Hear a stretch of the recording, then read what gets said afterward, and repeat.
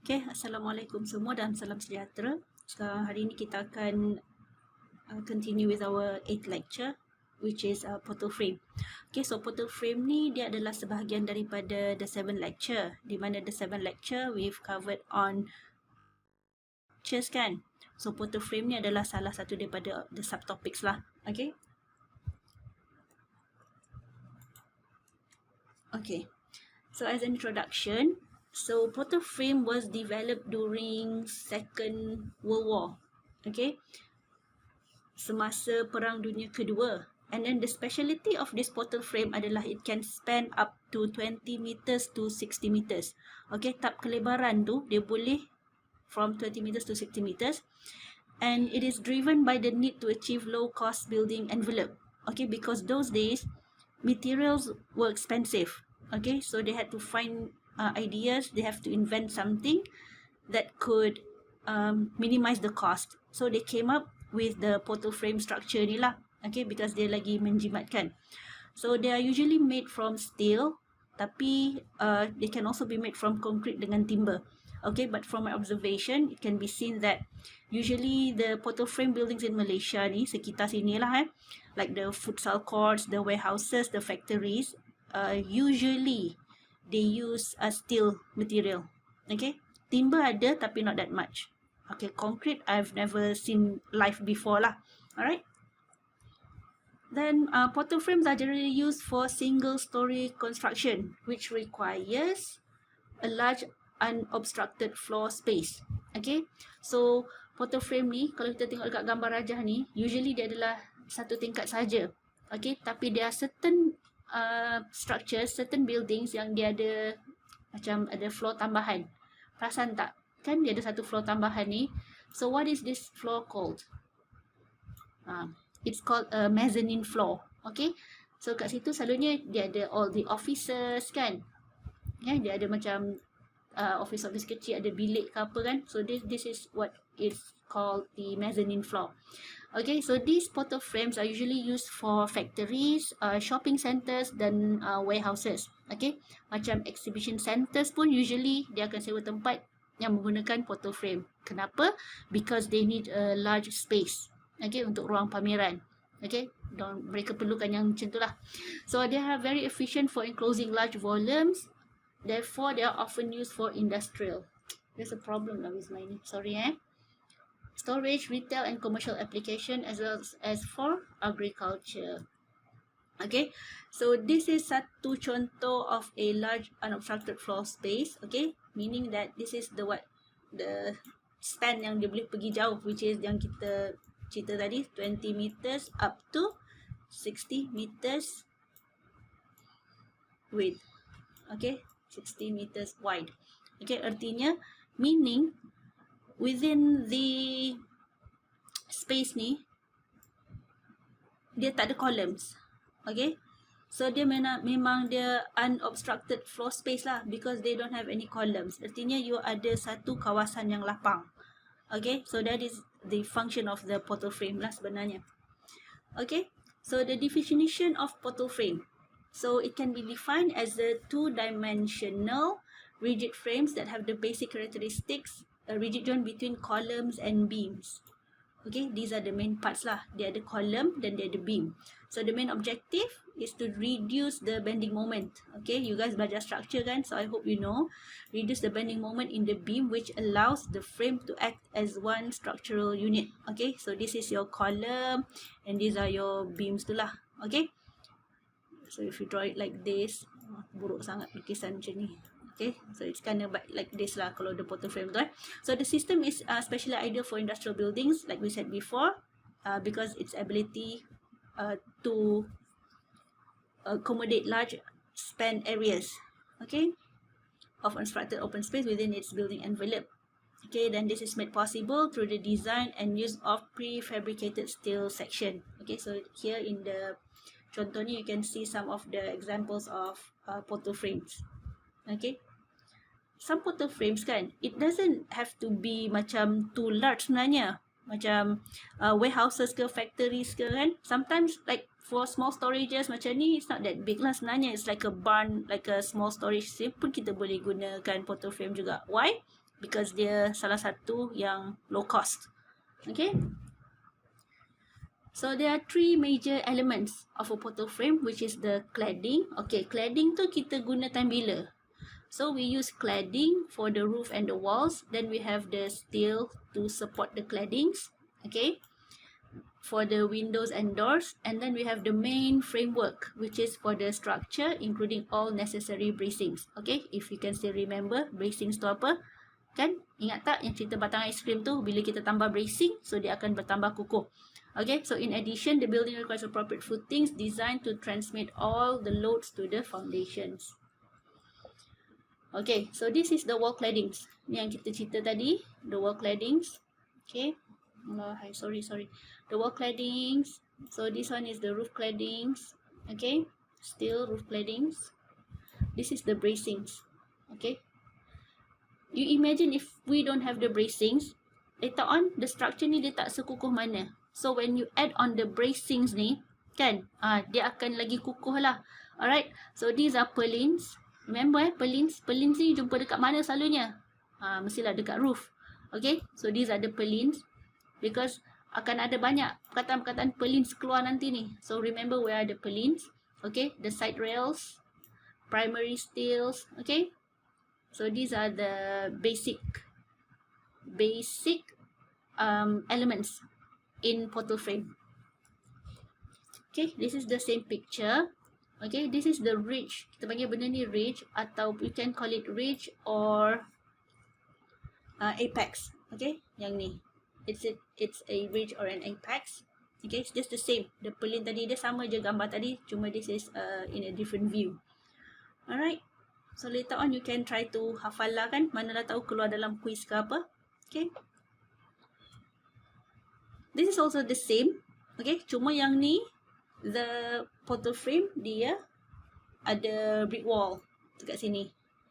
Okay, so usually ni kenapa dia ada brick wall dulu and then baru dia letak the wall claddings. Okay, so usually the main reason is for protection lah, for protection from moisture, protection from fire, protection from all the things lah. Nanti kita akan jumpa topik ni sikit.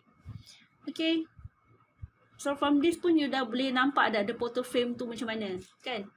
So without any columns, kan? It's like a simple structure, a simple system, kan? A low cost, so that is one of the advantages. Okay, and it gives you a large span. Alright. So sometimes dekat portal frame buildings ni, they do have skylight windows macam ni. Okay, in order to allow natural lighting to come in. Okay. Then moving on.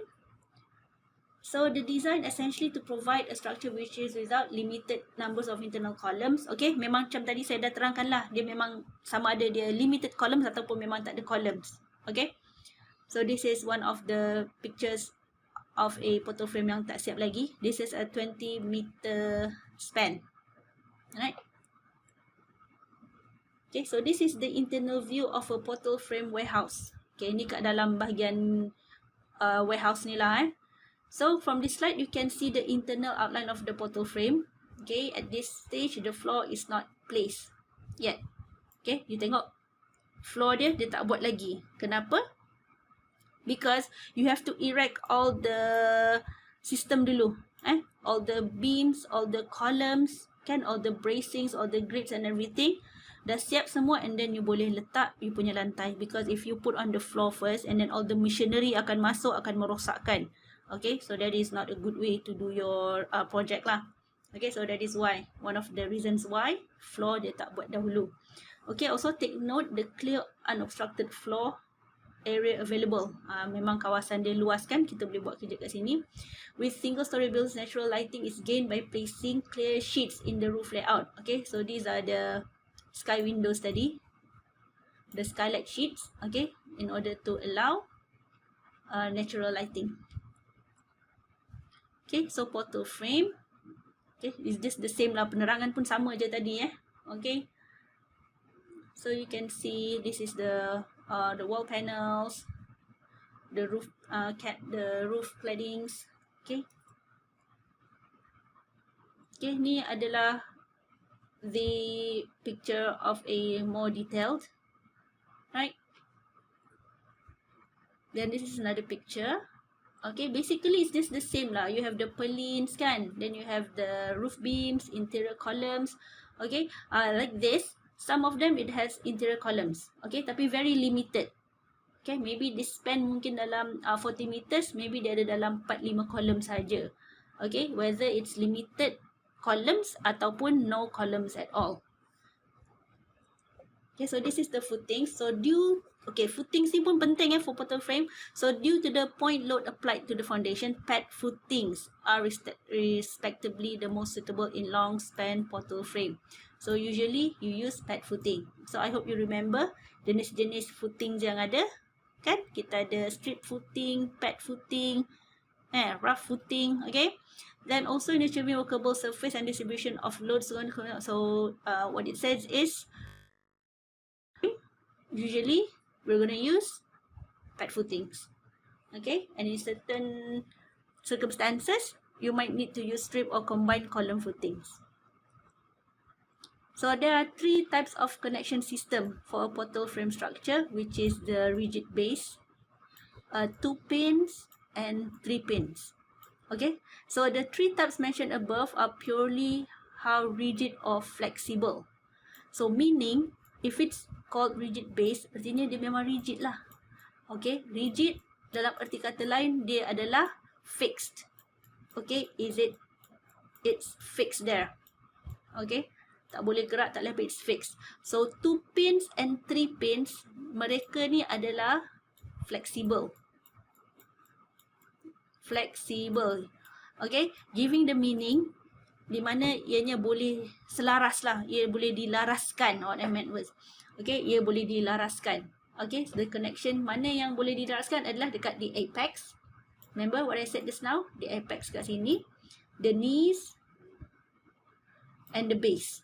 Okay, so this is whether sama ada dia rigid ataupun flexible. Okay, jom kita tengok sama-sama which one.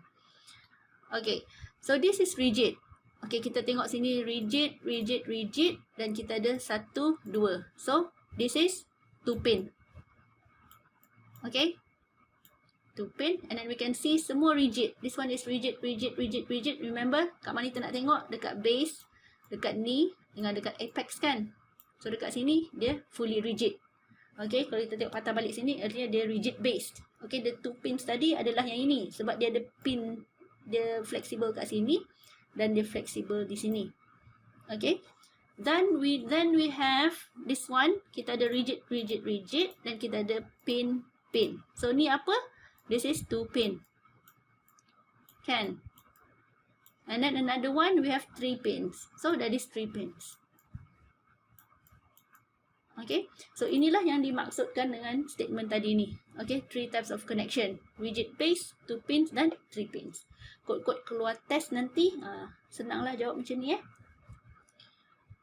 Okay, so some of the advantages of portal frame. Okay, the advantage of using steel as a material is due to the ability to design relatively light, okay, long span, and it's also durable, easy to erect safely and quickly. Okay, portal frame ni untuk kita nak naikkan dia sangat cepat. Okay, mengambil masa yang sangat cepat. Dia tak ambil masa yang lama. Okay, so ia adalah satu kelebihan kepada portal frame ni lah. Jadi portal frame ni macam mana you nak pasang? Okay, you kena guna crane sebenarnya. Okay, the normal basic cranes. And also you might need to use the overhead cranes. Okay, saya tak pasti if you tahu mana satu overhead cranes, nanti saya tunjuk . So primary requirement, okay, the developer spans up to 60 meters, sama je macam tadi. Alright, basically it's just the same lah macam saya cakap tadi . Okay, so these are the connections. Okay, so the legs or stanchions of the portal frame need connecting at the bottom to a foundation. Here we can see the base joint connection in place. Okay, so ini adalah the base. Okay, ni adalah stanchion dia. Stanchion dia ni macam column lah sebenarnya Okay, so this is the stanchion ataupun the column. So these things kita panggil anchor bolts. Okay, so kita akan anchor bolts dia. Then you have to use the tools. Okay, so these are the connections of a portal frame dekat bahagian base. Okay, which one is the base? Kat bahagian sini lah. Okay, bahagian bawah ni is the base. Okay, this is for the long span timber structure. Okay, so structure untuk timber usually spans up to 30 meters ataupun lebih. Okay, and be constructed by timber. Mainly, the material that is used is plywood lah. Dia akan lapis-lapis-lapis. Okay, laminated. Okay, the laminated plywoods. Ni, lamination staple. Okay. So, the bentuk is this the same. You have the base, then you have the knees, and then you have the apex ataupun the ridge. Okay, the bentuk same as the steel dan juga concrete. Okay, you have the three basic things. Okay, yang ini pun timber. Okay, as you can see here. Okay, so the processes. Okay, macam mana kita nak erect dia? Macam mana kita nak naikkan dia? So, usually gonna use a crane to lift the structure. Okay, the rafters, purlins, roof bracings. Okay, mula-mula tu semualah yang dia akan menggunakan crane untuk angkat benda ni. Lepas tu elements gusset, purlin semua. Lepas tu baru dia akan pasang. Okay, saya harap awak ingat purlin yang mana satu. Okay, purlin tu adalah dekat bahagian roof. Okay, then temporary bracings. Okay, bracings ni adalah untuk mengukuhkan the main structure. So, temporary dia akan letak dekat situ. Okay, untuk kukuhkan, to support the structure. Okay, tapi lepas tu dia boleh buka lah. Okay, in some cases. So, after crane detach, okay, bila dah pasang semua, lepas tu crane dah detach, lepas tu barulah you can fix the remainder. Benda-benda yang lain-lain, seperti you nak letak nails ke, paku ke. This is for the case of a timber portal frame. So, you akan gunakan nails lah. Okay, in case kalau you guna steel, what connections do you use? What connectors do you use? You use bolts kan? You use rivets. Tapi in the case of portal frame timber, then you have to use nails lah. Okay. Then all the other things such as the girts, eaves, marlins, remaining purlins semua, lepas tu barulah dipasang semua. Okay. So timber ni, it is highly economic solution in structural frames. Okay. Tapi it is also highly flammable. Okay, dia senang terbakar lah sebab kayu kan. Jadi tu salah satu kekurangan dia. Lepas tu it can be attacked. Attacked by apa? By insects. Okay, natural property of the material. Memang dia akan inilah. Unless you buat preservation. Okay. Be tested before any type of work is done to check the performance of the timber. So usually kita akan bagi treatments lah. Okay, preservation dan treatments before we use the wood. Okay, tapi nowadays memang jarang lah if you want to see timber portal frame ni, because in construction area sekarang ni kebanyakannya memang akan guna steel material. Okay, going back to steel construction, steel frame. Okay, this is the steel material pula. So the ridge joint for a portal frame. Okay, this one is the ridge joint, ataupun kita panggil dia sebagai apex joint. Okay, jangan pula time exam nanti dia tanya ridge point dekat mana. You tahu, lepas tu tiba-tiba dia kata apex joint dekat mana. You tak tahu. So remember, ridge point dengan apex ridge joint and apex joint is just the same. Okay, the same element. So it is important that this joint is strong, hence the use of wedge-shaped pieces called gusset pieces to strengthen and erase the bolt area. Okay, jadi untuk menguatkan kawasan ni, so they use end plates welded dengan gusset pieces. Okay, untuk support supaya benda ni lagi kukuh. Right? Okay, so this is the knee. Kan kita dah ada knee dah tadi. So this is the knee joints. Ni adalah joints yang penting Okay, the knee joints ni dia macam lutut sikit lah kan. Macam ni ni kepala lutut lah kononnya. Okay, so this is the knee. Okay, so it must be strong to support the roof loads and prevent bending. Okay. So also uses gusset pieces to increase strength, give greater bolt area and prevent deflection under load. Okay. So you memang kena kuatkan dekat situ. Okay, diagonal bracing for portal frame. Kenapa kita perlukan bracing? Selalunya untuk kita memberi ketahanan untuk ketahanan from the lateral load lah. Okay, lateral load tu contohnya angin. Okay, like the horizontal load contohnya angin semua kan. So, when you have the bracings, okay, bracings ni adalah untuk lagi menguatkan sebenarnya the structure. You imagine if you only have this structure dengan this structure. Kan? Tak kuat sebenarnya. So, you have to have the bracings. Okay, untuk dia bagi dia lagi kukuh. Okay, with all types of frameworks, we must think on stability. Okay, and movement. To help strengthen the framework and prevent movement, diagonal bracing will be used. So, this is called the diagonal bracings. Okay, cladding rails for portal frame. This slide shows the cladding rails for attaching the external metal cladding panels. Okay, so ni adalah the cladding rails. Sebab before you nak pasang wall cladding, okay, I'm not sure if you've learned wall cladding before, tapi saya rasa dah kot part tu pun dah belajar dah dulu. Okay, so these are the system of wall cladding.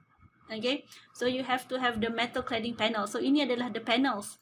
Then baru you boleh pasang you punya cladding. Okay, so these rails can be fixed horizontally or vertically depending on the way the cladding panels are fixed. Alright. Then we have the tie cables. Okay, tie cables are this one lah. The small tie yang halus ni. Nampak je halus ni tapi memang kuat. Okay, so these wire and tubular ties are used to prevent sagging of the cladding rails which can add considerable force onto the joints of the external cladding. Okay, so setiap fungsi-fungsi ni memang setiap benda-benda ni memang dia ada fungsi-fungsi dia. As for this one, this wire ni adalah untuk mengelakkan daripada sag. Okay, daripada melendut from sagging. Okay, external wall details. Here we see the finish of the external cladding panels with the lower level facing brickwork. Okay, so di sini dia ada brickwork. Lepas tu baru dia letak wall cladding. This is the wall cladding. Okay, ni dia gambar dia zoom out. Okay, if you zoom in, ni zoom in. If you zoom out, so this is the actual picture lah kononnya because it's the same, lebih kurang kan. So this is the brick wall here. So the brick wall is here and then baru dia pasang the wall cladding here. Okay, so ni gambar yang dibesarkan. So the block work behind creates a protective wall or a firewall. Okay, it protects lah.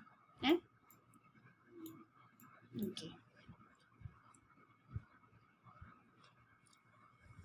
Okay, the same picture again. Components of a portal structure. So we have the main frame, purlins, part of brace system. We have the railings apa semua. Okay.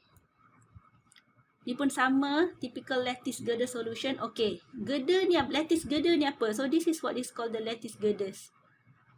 Okay, this is the lattice girders. Dan lattice girders ni dia ada macam-macam corak. If you rajin, you buka dekat Google, you can find variety of types of lattice girders ni.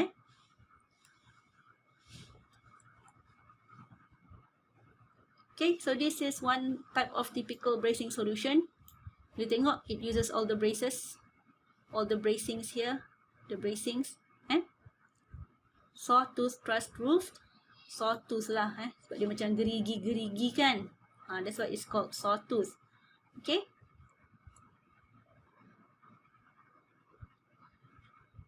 Ni pun the same picture for portal frame. Okay, the ridge. Remember, ridge ni kita panggil apa tadi, adik-adik? Ya, betul, apex. Okay, so this is the lattice beam. Okay, with all the corak-corak here, we call it lattice, the roof cladding. Okay. So, let's say, kalau ada one more floor dekat sini, kita panggil apa tadi? Mezzanine floor. Okay, mezzanine floor. Okay, this is the lattice girder layouts. Ni alternative column shapes. Okay, nanti boleh tengok lah H shape macam mana, build up column macam mana, I atau H section macam mana. Okay. So the question is, usually untuk steel frame ni, how is it that you want to erect this one? Macam mana nak pasang? kan, you nak pasang semua-semua ke atas ni, all the bracings ke apa, that is when you're going to need a overhead crane. Okay, this is a overhead crane. Okay, inilah contoh dia overhead crane ni. So, pekerja boleh dekat sini, dia akan ambil material kerja, lepas tu dia boleh pasang semua ni. So, this is a overhead crane. Examples of cranes in portal frame buildings. This is a Goliath crane. Okay, you can see what a Goliath crane is nanti. Then we have a monorail hoist and a swivel crane. So these are the equipments, kan, that we used for erecting the portal frame. Okay, then the advantages. Okay, apakah advantages portal frame? Okay, so advantages adalah the speed and ease of erection. Building can be quickly closed in and made watertight. Framework prefabricated in workshop. Okay, I'm not going to read this. Okay, you can read it by yourself. Tapi most importantly, for this particular topic, another assessment, which is assessment number 2. Okay, assessment ni saya harap awak faham Assessment ni, setakat ni kita dah ada 2 assessment. Ingat, the first one adalah assessment yang the crossword puzzle tu. Okay, that is the first assessment. Yang kedua, kita ada mind map. Dan yang ini adalah assessment yang ketiga. So, semua assessment yang, ni bukan assignment, assessment. Semua assessment kecil-kecil yang saya bagi ni, kita akan gabungkan markah, dia akan menjadi test number 1. Okay, assessment ni kemungkinan besar kita akan ada 4. Jadi ini adalah assessment yang ketiga. Alright, so mohon perhatian Jadi assessment yang ketiga ni, what I want you to do is, to list down. You boleh buat dalam Word. Okay, you don't have to write it by hand. Mind map hari tu je by hand, handwritten. So, you do it in your Word, Microsoft Word. Okay, and then you list out the advantages and the disadvantages of portal frame structure. Okay, nak ambil balik yang ni pun boleh, tapi pastikan ada tambahan. Okay, sebab dia ada banyak. Alright, so that will be your third assessment. Nanti saya akan buka satu assessment dekat YouFuture dan you boleh submit kat dalam tu. Alright, saya harap siapa yang tak tengok video sampai habis memang tak tahulah assignment ni apa. So I hope that you tengok sampai habis Okay, last but not least, thank you dan selamat Hari Raya. Maafkan saya sekiranya ada terkasar bahasa, buat awak semua terasa hati, termarah-marah dan lain-lain. Semuanya saya, ada yang saya sengaja, ada yang tak sengaja. Saya pun maafkan awak-awak semua. Okay, so winner duit raya RM50 yang untuk mind map tu, saya insyaAllah akan announce esok. Okay, sebab saya tak sempat nak check habis lagi mind map awak semua. Alright, okay, terima kasih semua. So, I hope you remember about the assessment. It's just a simple assessment. Asal ada je. Tapi, make it cantik sikit lah. Tulis. Bukan tulis. I mean, in the word. Okay. Find other resources for the answer, the advantages and the disadvantages of portal frame. Okay. Like I said before, saya nak cuba bagi semua orang A ni. Okay. Saya nak cuba semua orang bagi A. Paling busuk pun A-. Okay. B+ tu, kalau boleh saya tak nak ada yang ada. Kalau boleh saya nak bagi A, nak bagi A-. Tapi it all depends on you. Okay? Kalau if you don't do the things that you have to do, you don't fulfill the requirements, then I cannot help. Okay? Help me to help you to get good grades. Okay? Alright semua, selamat Raya, maaf zahir batin. Bye-bye.